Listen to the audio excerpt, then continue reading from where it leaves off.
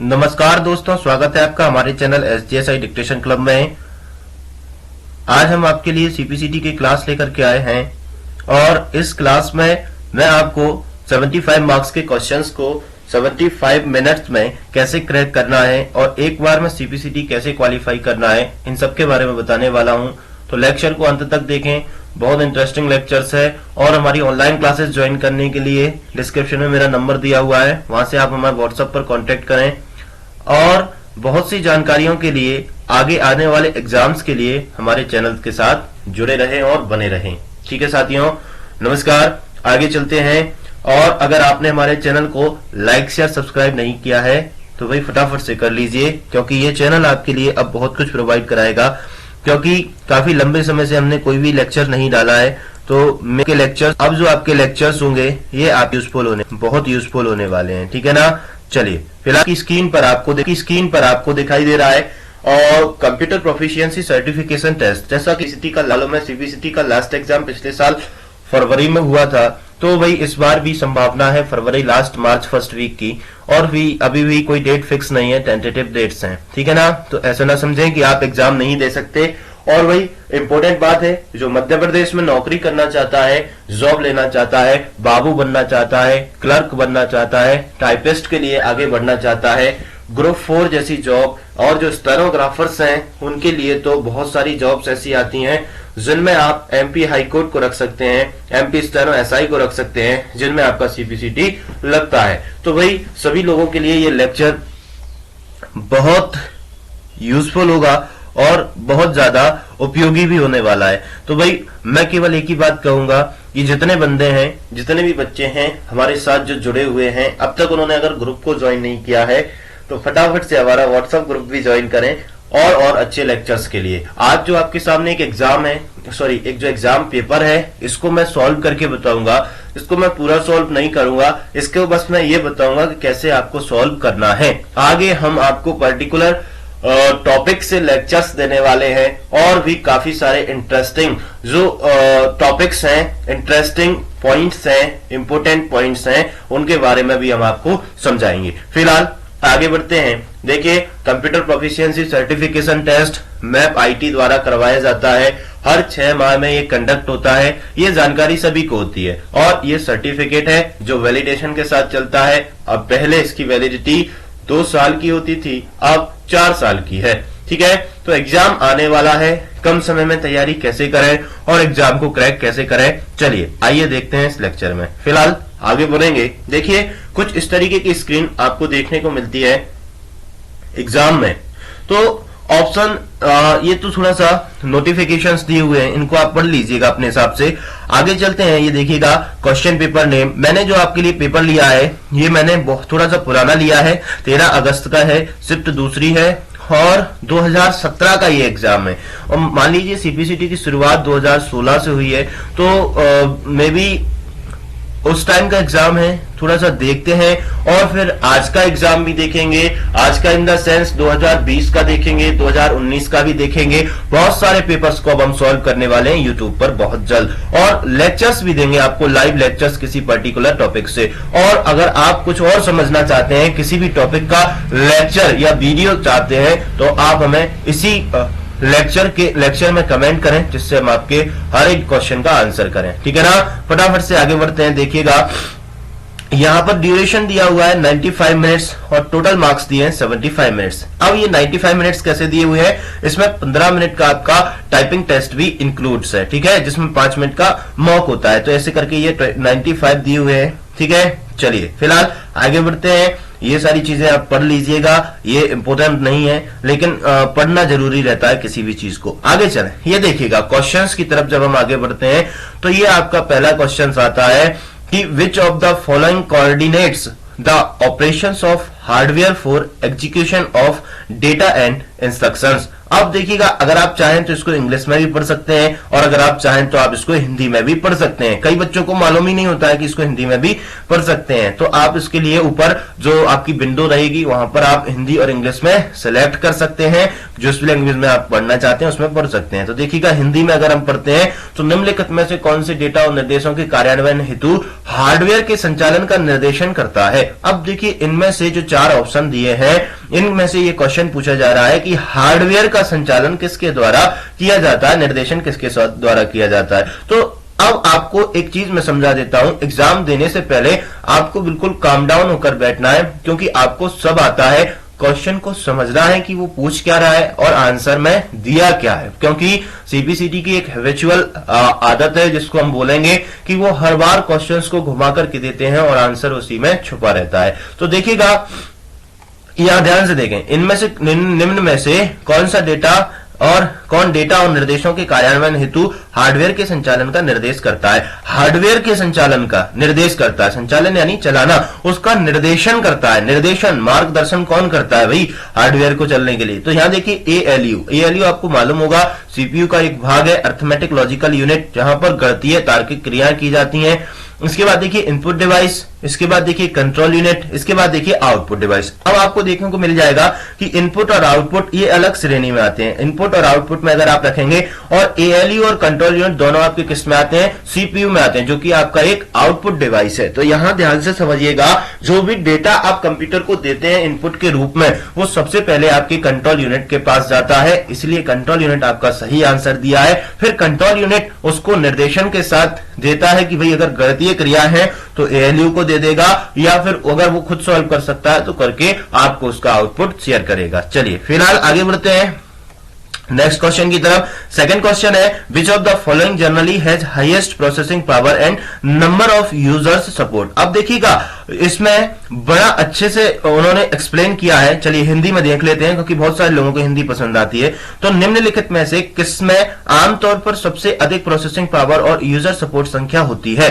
सबसे अधिक processing power, अब देखो अगर आपने इनकी थ्योरी पढ़ी है तो मिनी, माइक्रो, मेन फ्रेम, क्रम यह होता है कि माइक्रो सबसे पहले आता है, फिर मिनी आता है, फिर मेन फ्रेम आता है, देन सुपर कंप्यूटर्स आते हैं। तो माइक्रो कंप्यूटर्स जो होते हैं आपके छोटे कंप्यूटर्स होते हैं, इसके बाद मिनी उनसे बड़े होते हैं, फिर मेन फ्रेम उनसे बड़े होते हैं, और सुपर सबसे बड़े होते हैं। तो इसमें देखिए क्वेश्चन क्या लिखा हुआ है, निम्नलिखित में से किसमें आमतौर पर सबसे अधिक प्रोसेसिंग पावर और यूजर सपोर्ट संख्या होती है। सबसे अधिक प्रोसेसिंग पावर यानी कि ज्यादा बड़े डेटा का संग्रहण, ज्यादा बड़े डेटा का प्रोसेसिंग पावर किसके द्वारा किया जा सकता है। तो ऑब्वियसली आप ऑप्शन में सुपर कंप्यूटर्स लगा सकते हैं बिना किसी को देखें। अगर सुपर कंप्यूटर अगर आपको नहीं लगता, सपोज सुपर कंप्यूटर ऑप्शन में नहीं होता, तो फिर आप लगाते मेन फ्रेम कंप्यूटर्स। ठीक है ना, आगे बढ़ते हैं भाई। लाइक शेयर सब्सक्राइब करना ना भूलें, और लेक्चर के साथ हमारे साथ जुड़े रहें। ग्रुप में जुड़ने के लिए डिस्क्रिप्शन में मेरा नंबर है, और जो भी लेक्चर आप चाहते हैं सीपीसीटी से संबंधित किसी भी टॉपिक वाइज, तो वो हम आपको रिकॉर्ड करके दे सकते हैं। बस आपको कमेंट करना होगा इस लेक्चर में, ठीक है ना। और बिल्कुल काम डाउन होकर के 75 मिनट्स का एग्जाम बहुत ईजियर एग्जाम होता है, डोंट वरी। केवल दिमाग लगाना है कि क्या है और कैसे और क्यों, बस इतनी सी बात है। चलिए फिलहाल इसमें आज हम केवल कंप्यूटर का पोर्शन कवर करेंगे, बाकी मैं आपको और समझाऊंगा कि कैसे आपको स्टार्ट करना है। ये हमारा सीपीसीटी एग्जाम का फर्स्ट लेक्चर है। काफी दिनों से कोई भी लेक्चर नहीं आया था, लेकिन अब आपके लिए रेगुलर लेक्चर्स आते रहेंगे। चलिए फिलहाल आगे देखें, इन क्वेरिटी कीवर्ड्स तक की corresponding to Q appears as the. ठीक है, अब देखो अगर आप मेरी सलाह मानोगे तो आप क्वेश्चन को दोनों लैंग्वेज में पढ़ना। अगर हिंदी में, सबसे पहले हिंदी में पढ़ना, अगर आपको हिंदी पसंद है, मोस्टली बच्चों को हिंदी पसंद होती है, तो आपको हिंदी पढ़ना है। हिंदी से क्या है, आप क्लियरिटी पकड़ सकते हैं। लेकिन अगर बाई चांस कई शब्द ऐसे रहते हैं जिनकी हिंदी भी समझ नहीं आती है, तो आप उसको इंग्लिश में भी देख सकते हैं। चलिए, क्वेरिटी कीवर्ड में क्यू से संबंधित कुंजी इस रूप में दिखती है। चलिए अब बताइए, देखिए वर्णमाला कुंजी की पहली पंक्ति की पहली कुंजी, वर्णमाला कुंजी की पहली पंक्ति की अंतिम कुंजी। तो मैं आपको बता देता हूं, जो आंसर सही आपके सामने दिख रहा है, जो आपके वर्तमान में कीबोर्ड है उनका सीक्वेंस जो रहता है क्वेरिटी कीबोर्ड्स का रहता है। ठीक है, QWERTY, इसके नीचे जो लाइन रहती है वो रहती है ASDF। इस तरीके से आपको सीक्वेंस मिलता है आपके वर्तमान कीबोर्ड में। और ये जो क्वेरिटी सिद्धांत है ये अमेरिका से मिला, यानी कि आप जो वर्तमान कीबोर्ड यूज कर रहे हैं इसको इंग्लिश कीबोर्ड भी कह सकते हैं। तो आप ये जो क्वेरिटी वाला सिद्धांत है ये आपका अमेरिका से आया है, इसलिए ध्यान रखना। वर्णमाला में कुंजी की पहली पंक्ति स्टार्ट जहां से होती है वो आपका क्यू रहता है, यानी कि पहली पंक्ति की जो पहली कुंजी रहती है वो क्या रहती है, क्यू, जो अल्फाबेटिकल्स रहते हैं। चलिए फिलहाल आगे बढ़ते हैं। चलिए, डी रैम पर स्टोर किए गए डेटा को लगातार रिफ्रेश करने की आवश्यकता होती है क्योंकि यह उपयोग करता है। अब देखिए, आपको अगर पढ़ा हुआ आपने ट्रांजिस्टर, कैपेसिटर और रजिस्टर, फर्स्ट जनरेशन में हमारे वैक्यूम ट्यूब्स थे, सेकंड में आपके ट्रांजिस्टर, थर्ड में आईसी एंड फोर्थ में माइक्रो प्रोसेसर, फिफ्थ में आर्टिफिशियल इंटेलिजेंस। तो सेकेंड जनरेशन के जो ट्रांजिस्टर्स थे, आईसी चिप के आने के बाद एक ही आईसी चिप पर आपने ट्रांजिस्टर, कैपेसिटर और रजिस्टर को इनबिल्ट किया था, ये आपको मालूम होना चाहिए। चलिए, लेकिन यहां क्वेश्चन पूछ रहा है कि डी रैम पर स्टोर, डी रैम से मतलब है डायनामिक रैम पर स्टोर किए गए डेटा को लगातार रिफ्रेश करने की आवश्यकता होती है क्योंकि यह उपयोग करता है किसका? कैपेसिटर का। यहां देखिएगा, इस क्वेश्चन को समझने के लिए आपको टॉपिक्स को आना बहुत जरूरी है कि फ्लिप फ्लॉप क्या होता है, डायोड्स क्या होते हैं, ट्रांजिस्टर्स क्या होते हैं, कैपेसिटर्स क्या होते हैं, पर्टिकुलर ऑप्शन आपको आना चाहिए। तो वही इसका आंसर होगा आपका कैपेसिटर। आगे चलिए, ये पहला लेक्चर है, थोड़ा सा डीपली मैं नहीं जाऊंगा, लेकिन इसके बाद जो कंटिन्यूअस लेक्चर्स होंगे उसमें हम आपको डीपली शेयर करेंगे। चलिए, निम्नलिखित में से क्या फ्लैश मेमोरी के बहुत ज्यादा समान होता है? फ्लैश मेमोरी के, तो यहां देखिएगा, फ्लैश मेमोरी जो आपकी होती है और वो कंप्यूटर में डबल ईपी रोम होती है। और एक बात बता देता हूं कि यह क्वेश्चन सीपीसीटी एग्जाम का बहुत फेवरेट क्वेश्चन है, कई बार रिपीट हो चुका है। और एक और चीज मैं आपको बताता हूं, अच्छा एक अच्छी टिप देता हूं, अगर आप बहुत जल्दी सीपीसीटी एग्जाम क्लियर करना चाहते हैं बहुत कम समय में, तो आपको पुराने एग्जाम सेट्स, पुराने एग्जाम पेपर, उनको लगाना स्टार्ट कर देना चाहिए क्योंकि मे बी अब तक का ऐसा देखा गया है किसी भी एग्जाम में, अदर सीपीसीटी के और सीपीसीटी में भी, कि बहुत सारे questions as it is repeat होते हैं जिनके ऑप्शंस भी चेंज नहीं किए जाते हैं। तो अगर आप सीधी सी बात मैं ये कहूं, कम समय में थोड़ा कम पढ़कर अगर एग्जाम निकालना चाहते हैं तो क्वेश्चंस फॉलो करिए, जितना क्वेश्चंस आप लगाएंगे उतना ही आगे बढ़ पाएंगे क्योंकि कंप्यूटर का थ्योरेटिकल पोर्शन थोड़ा सा लंबा होता है। अगर आप समझकर पढ़ सकते हैं तो उस चीज को समझिए, लेकिन अगर जल्दी एग्जाम निकालना है, जैसा कि अभी हमारे पास समय कम है और वैकेंसियां सर पर हैं, कहीं ना कहीं तो आएंगी, कभी ना कभी तो आएंगी, लेकिन हमारे पास सीपीसीटी का एग्जाम आ गया है तो ये हमें क्वालिफाई करना बहुत जरूरी है। तो चलिए, इसका आंसर होगा डबल ईपी रोम। आगे बढ़ते हैं, बहुत सरल सा क्वेश्चन दिया है, यूएसबी का पूरा नाम। भाई यूएसबी का पूरा नाम होता है यूनिवर्सल सीरियल बस। आगे देखिएगा, ये सबको मालूम होगा। चलिए फिलहाल और आगे बढ़ते हैं। ये देखिए, ये कुछ क्वेश्चंस दिए हुए हैं, स्टेट वेदर ट्रू और फॉल्स। अब यहाँ पर ट्रू और फॉल्स भी दिए, आप शायद नहीं आते हैं, लेकिन 2017 में कुछ इस तरीके के क्वेश्चंस आपको देखने को मिलते थे। तो पहला ऑप्शन दिया हुआ है, तार रहित कॉर्डलेस माउस अवरक्त विकिरण या रेडियो संकेतों के माध्यम से डेटा संचारित करता है। देखिए, इसको इंग्लिश में देखते हैं, यहाँ थोड़ा ये समझ में नहीं आ रहा है। Cordless mouse transmits data via infrared radiation और रेडियो सिग्नल। अब आपको ये समझ में आ गया होगा, इसका मतलब यह है कि जो वायरलेस माउस होता है वो अपने डेटा को इंफ्रारेड रेडिएशन और रेडियो सिग्नल्स के माध्यम से, तरंगों के माध्यम से भेज देता है, ट्रांसफर करता है, जिसमें आपका वायर यूज नहीं करते। भाई ये सही है या गलत है? तो यह बिल्कुल सही होगा ऑप्शन, या कार्य ऐसे ही करता है। चलिए, इसके बाद देखिए, कंप्यूटर माउस बिना माउस पैड के काम नहीं कर सकता। ये बिल्कुल गलत है। हम कहीं पर भी, हाँ, सपाट सतह की जरूरत पड़ती है, लेकिन आवश्यकता नहीं है कि आपको माउस पैड की ही आवश्यकता पड़े। आप माउस पैड के बिना भी माउस को चला सकते हैं। तो इसका आंसर 2 होगा, पहला सत्य, दूसरा असत्य। चलिए फिलहाल और आगे बढ़ते हैं। यहां देखिएगा, match the following, track, sector और सिलेंड्रिकल। अब यहां ये क्वेश्चन बहुत इंपॉर्टेंट है जिन बच्चों को सीडी डीवीडी और सीडी डीवीडी, ऑप्टिकल डिस्क और ब्लूरे डिस्क के बारे में जानकारी होगी, जो डेटा स्टोरेज का काम करते हैं, उनके बारे में आपको अगर मालूम होगा तो आप इस क्वेश्चन को बहुत आराम से लगा सकते हैं। इसको अगर आप हिंदी में पढ़ना चाहें तो देख सकते हैं। देखिएगा, ट्रैक, सेक्टर और सिलेंडर। अब यहां देखिएगा, आंसर में दिया हुआ है एक ट्रैक, एक डिस्क का वृत्ताकार भाग। जो आपका सीडी होता है, कॉम्पैक्ट डिस्क होता है, कुछ सर्कुलर मोशन में रहता है, ठीक है ना, तो वो गोल रहता है, गोल। उसमें जहां पर छोटे छोटे रास्ते बने रहते हैं, ट्रैक्स, जैसे हम लोग दौड़ने जाते हैं और मे भी कई सारी चीजें रहती हैं। हम लोग दौड़ने नहीं, ओलंपिक्स में जब दौड़ होती है तो उसमें उनके लिए पर्टिकुलर सेक्टर ट्रैक्स बनाए जाते हैं कि भाई 2 रस्सियों के बीच में एक पर्टिकुलर गैप रहता है, इतने में ही आप दौड़ेंगे। तो इस तरीके से जो आपका डेटा जो स्टोर होता है, कहां आपके कॉम्पैक्ट डिस्क में या किसी भी डिस्क में, वो कहां स्टोर होता है, जो सेकंड नंबर का ऑप्शन दिया हुआ है आपका सेक्टर। और जो डेटा रन करता है वो कहां करता है, आपके ट्रैक में करता है, ठीक है। तो यहां देखिएगा, फर्स्ट का आंसर क्या दिया हुआ, बी। तो ट्रैक क्या है, आपका डिस्क का वृत्ताकार भाग है। सेकंड का आंसर दिया हुआ है सी, सेक्टर, इसमें ट्रैक का भाग दिया, और सिलेंडर दिया हुआ एकाधिक सतहों के एक जैसे ट्रैक है भाई, सही बात है भाई। तो ये आपको आना चाहिए, बहुत अच्छे से आप इसका आंसर कर सकते हैं। ये भी फेवरेट क्वेश्चन है जो अब आगे आया है। निम्नलिखित में से प्रोग्रामिंग लैंग्वेज की कौन सी श्रेणी मानव द्वारा आसानी से समझने और पढ़ने योग्य है? अब देखो, कई बार हम लोग गड़बड़ कर देते हैं कि क्वेश्चंस में जब सीबीसीटी ये लैंग्वेज से संबंधित क्वेश्चन पूछता है तो वहां पर हम थोड़ा सा काम खराब कर देते हैं। हम जहां आते हुए भी उस क्वेश्चन को क्या कर देते हैं, गलत कर देते हैं। तो इस क्वेश्चन को आपको गलत नहीं करना है, इस क्वेश्चन को आपको समझ के करना है, ठीक है ना। यहां पर थोड़ा सा कंफ्यूज हो गए तो काम आपका खराब हो जाएगा। तो देखिएगा, निम्नलिखित में से प्रोग्रामिंग भाषा आपको मालूम कि प्रोग्राम जिस पर प्रोग्राम लिखे जाते हैं वो आपके सेकेंड जनरेशन में आए थे और इस मानव द्वारा आसानी से समझने पढ़ने योग्य है, ठीक है। तो आंसर देखिएगा, इसका आंसर होगा हाई लेवल लैंग्वेज, क्योंकि assembly language, machine language, low level language और हाई लेवल है, और हाई लेवल लैंग्वेज आपका सेकेंड जनरेशन का है जिस पर आसानी से आप प्रोग्राम को लिखकर पढ़ सकते हैं। आगे देखिएगा, निम्नलिखित विकल्पों में से कौन सा विंडोज ऑपरेटिंग सिस्टम का संस्करण नहीं है? अब प्रामाणिक से मतलब है ऑफिशियल संस्करण, तो यहां नहीं है। तो यहां देखिएगा, आपके पास ऑप्शन दिए हैं Windows Vista, Windows 6, Windows 7, Windows 10। Windows Vista होती है, विंडोज 7 भी, विंडोज 10 भी, विंडोज 6 आपका नहीं होता। तो जो ऑपरेटिंग सिस्टम वाला भाग है, जो कंप्यूटर में ऑपरेटिंग सिस्टम वाला पोर्शन है, इसको भी आपको अच्छे से कवर करना है। यहां से भी बहुत सारे क्वेश्चन बनते हैं। स्पेशली आपको विंडोज मालूम होना चाहिए कि वर्जन कहां से स्टार्ट होते हैं और कहां पर खत्म होते हैं। ये छोटी छोटी जानकारियां आपको सिलेक्शन की तरफ आगे बढ़ाती हैं और आप बड़े आसानी से अपने एग्जाम को क्रैक कर पाते हैं। चलिए फिलहाल आगे और बढ़ेंगे।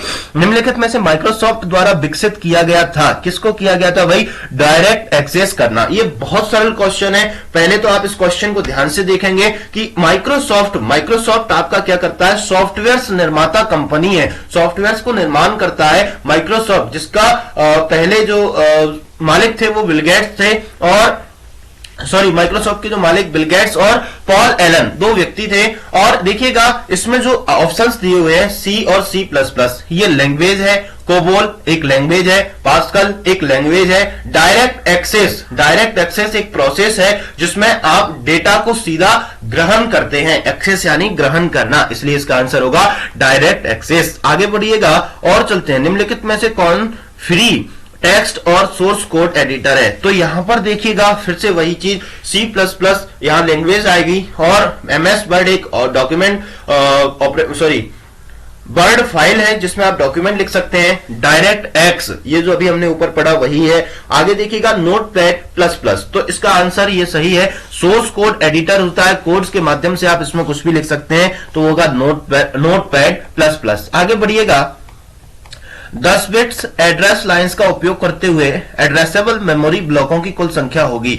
अब ये भी क्वेश्चन बहुत आता है, घुमा फिरा के पूछ दिया कि भाई 10 बिट्स एड्रेस लाइंस का उपयोग करते हुए और ये एड्रेसेबल मेमोरी ब्लॉकों की संख्या कितनी होगी? देखिए, अगर आप इंग्लिश में भी देखेंगे तो total number of addressable memory blocks using 10 bytes address lines is. तो देखो 10 बिट, जहां पर 10 बिट में 1024, इसका आंसर बिल्कुल सही होगा, क्योंकि यहां कोई भी युग्म ऐसा नहीं बनता जो इसके आसपास हो, और 1024 बिल्कुल सही होता है। अब आपको मेरी कुछ बात समझ में आ रही होगी, कुछ नहीं आ रही होगी। क्यों नहीं आ रही होगी? क्योंकि बहुत सारी चीजें ऐसी हैं जो हम एक बार में नहीं समझ सकते। मैं बता रहा हूं आपको कि आज के इस लेक्चर में आपको पर्टिकुलर डिजाइनिंग कैसे करना है, जो आपका एग्जाम है उसके लिए तैयार कैसे होना है, क्योंकि इन जो क्वेश्चंस को सॉल्व करने का एक तरीका होता है। इन क्वेश्चंस के जितने भी टॉपिक्स हैं इनको एक पेज पर लिख लीजिए, फिर आपको वही टॉपिक्स के क्वेश्चंस को कवर करना है। जितना ज्यादा क्वेश्चंस आप कवर करेंगे उतना ज्यादा आप सिलेक्शन के करीब जाएंगे। हाँ, अगर आप उस चीज में परफेक्ट बने रहना चाहते हैं हमेशा के लिए, तो फिर उसका डिटेल्ड नोटिफिकेशन पढ़िए, उसकी क्लासेस लीजिए एक लंबे समय तक, लेंथी टाइम तक, और बहुत अच्छे से उस टॉपिक को समझिए। लेकिन अगर जल्दी एग्जाम को क्रैक करना है तो आप उसके क्वेश्चंस को लगा लीजिए। मैं आपसे यकीन मानिए, मेरे अनुभव से कह सकता हूं, बहुत जल्दी आपका एग्जाम जो है क्लियर हो जाएगा। चलिए फिलहाल और आगे बढ़ते हैं। द सम ऑफ, अब देखिए इस तरीके के क्वेश्चंस भी आते हैं। 4352 किलोबाइट्स और 0.25 मेगाबाइट्स का योगफल क्या होगा। तो इनको मैं सॉल्यूशन करके दूंगा आपको। जो हमारा बाइनरी नंबर वाला टॉपिक होगा, बाइनरी नंबर वाला लेक्चर होगा कि इसमें किस तरीके से करते हैं, तो इन सारी चीजों के लिए देखने के लिए भी आप हमारे साथ बने रहें। चलिए आगे और बढ़ते हैं। निम्नलिखित में से कौन बायोस के लिए एक प्रमाणिक बूट विकल्प नहीं है। अब बायोस होता है बेसिक इनपुट आउटपुट सिस्टम, इसमें प्रमाणिक बूट विकल्प, बूट का मतलब क्या होता है, और जो वार्म बूटिंग क्या होती है, कोल्ड बूटिंग क्या होती है, इस चीज को आपको अच्छे से समझना पड़ेगा, पढ़ना पड़ेगा। तो इसका आंसर होगा रैम। चलिए अब आगे देखो, POST नेक्स्ट है आपका which of the following is performed during boot process to ensure that all primary devices the computer will reply on air functioning properly. तो ये रहता है पोस्ट, इसका फुल फॉर्म भी पूछा जाता है कई बार, पावर ऑन सेल्फ टेस्ट। कई बार क्या रहता है कि निम्नलिखित में से कौन सी प्रक्रिया बूट प्रोसेस के दौरान कार्यान्वित की जाती है या सुनिश्चित करने के लिए कंप्यूटर जिन उपकरणों पर निर्भर रहता है वे सही ढंग से काम कर रहे हैं या नहीं। अरे पावर ऑन सेल्फ टेस्ट का मतलब रहता है कंप्यूटर रीस्टार्ट जब होता है, तो जैसे हम किसी भी चीज को, जैसे नई विंडो डालते हैं या कोई भी नया सॉफ्टवेयर इन्वेंट करते हैं, तो फिर कंप्यूटर ऑटोमेटिक खुद को रिस्टार्ट करता है, तो वो प्रोसेस जो है वो सही तरीके से हो रही है कि नहीं हो रही है, उस प्रक्रिया को इन्होंने नाम दिया है पावर ऑन सेल्फ टेस्ट। और इसका कई बार आता है POST के करके, तो उसका फुल फॉर्म पूछा जाता है। चलिए ये आईपी एड्रेस वगैरह दिए हुए हैं, आईपी एड्रेस आपको मालूम होना चाहिए, 4 अंकों के होते हैं। और यहां पर देखिएगा क्या दिया हुआ है, क्लास D आईपी एड्रेस। अब देखिए क्लास C,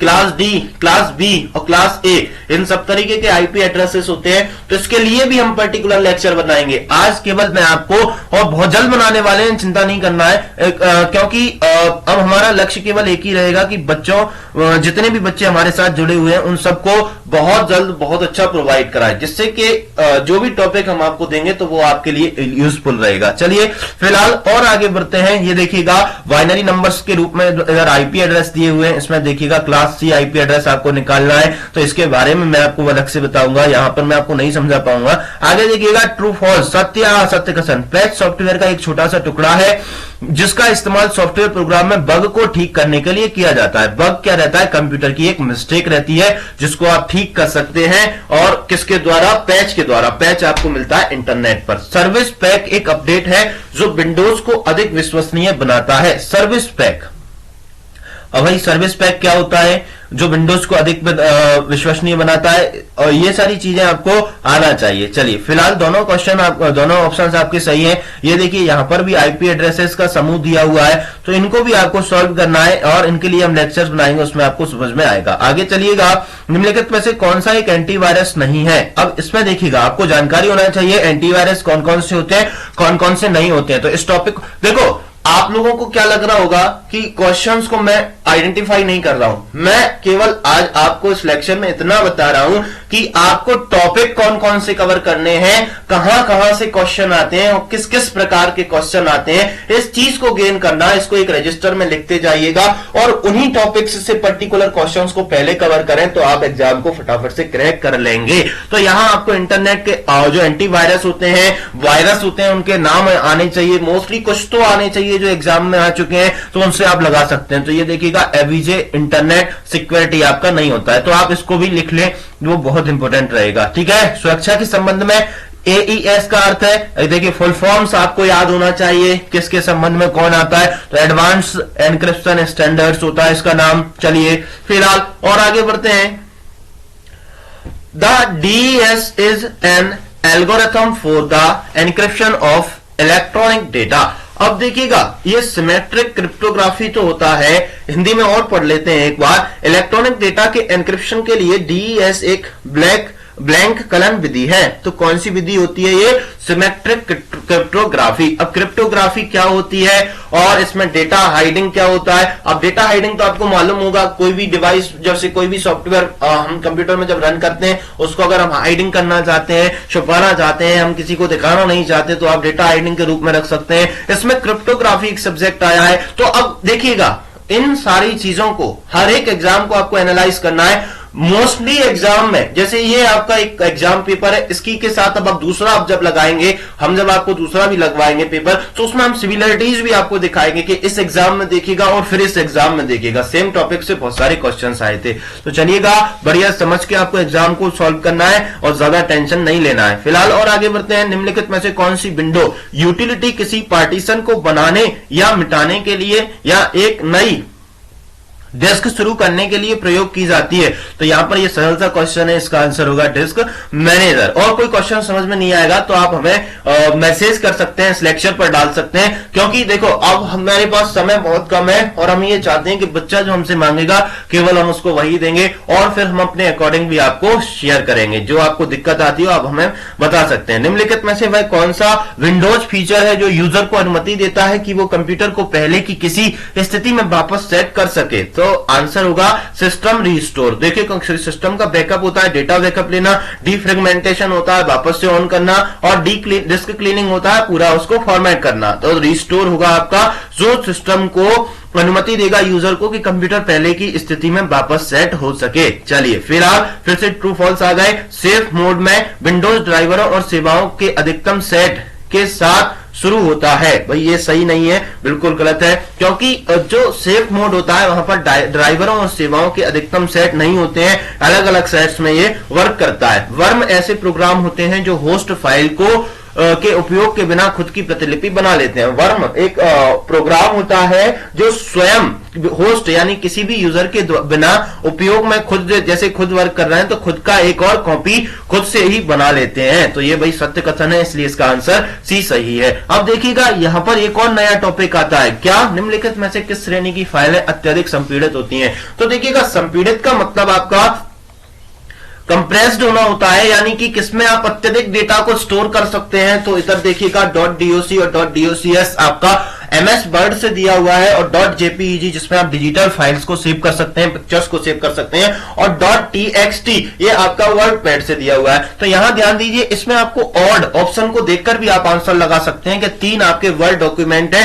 और एक आपका पिक्चर सेवर है, तो .jpeg आपका आंसर होगा। यानी कि आपको सबके एक्सटेंशन नेम भी याद होना चाहिए, आना चाहिए। विच ऑफ द, आगे देखिएगा, निम्नलिखित में से कौन सा कथन असत्य है? एक एनक्रिप्टेड फाइल संपीड़ित की जा सकती है। भाई की जा सकती है कि नहीं की जा सकती? और इसके बाद देखिए, संपीड़ित फाइल को कम स्टोरेज स्थान की आवश्यकता होती है। तो ये गलत बात है। संपीड़ित स्थान के लिए सही बहुत ज्यादा थोड़ा सा स्पेस उसके लिए, जैसे हम लोग स्ट्रेचेबल चीजें लेते हैं तो स्ट्रेचेबल स्थान मतलब थोड़ा सा स्थान उसके लिए ज्यादा होना आवश्यक होता है। और यहां पर देखिएगा जो सही विकल्प है वो आपका दिया हुआ है, जेपीईजी फाइल को संपीड़ित जिप्ड नहीं किया जा सकता। तो जानकारियों को और अच्छे से समझने के लिए, इनसे पर्टिकुलर लेक्चर्स लेने के लिए हमारे साथ बने रहें। प्रत्येक वीडियो की ऑनलाइन क्लासेस सीपीसीटी की लेने के लिए हमारे डिस्क्रिप्शन में मेरा नंबर दिया हुआ है, वहां से हमारे साथ ज्वाइन हो और हमसे कांटेक्ट करें। चलिए नेक्स्ट क्वेश्चन की तरफ आगे बढ़ते हैं। निम्नलिखित में से किस फाइल सिस्टम को विंडोज एनटी के पहले संस्करण के साथ प्रस्तावित किया गया था? तो वो है NTFS। इसके बाद देखिएगा और आगे बढ़ो, निम्नलिखित में से कौन सा डॉस कमांड फाइल एट्रीब्यूट को प्रदर्शित करता है अथवा उसे बदलता है? तो ये देखिएगा डॉस कमांड्स भी आपको याद होना चाहिए। जो एट्रिब लिखा हुआ है ATTRIB, एट्रीब्यूट से ही एट्रिब बना है। तो जो MS DOS जो रहते हैं, जो प्रोग्रामिंग जिनमें आप कमांड्स को लिखते हैं, रन करते हैं, तो जो कमांड आप देना चाहते हैं उसी से संबंधित कुछ नाम रहता है, तो उसको आधा करके लिख दिया जाता है। तो आपको ये याद होना चाहिए।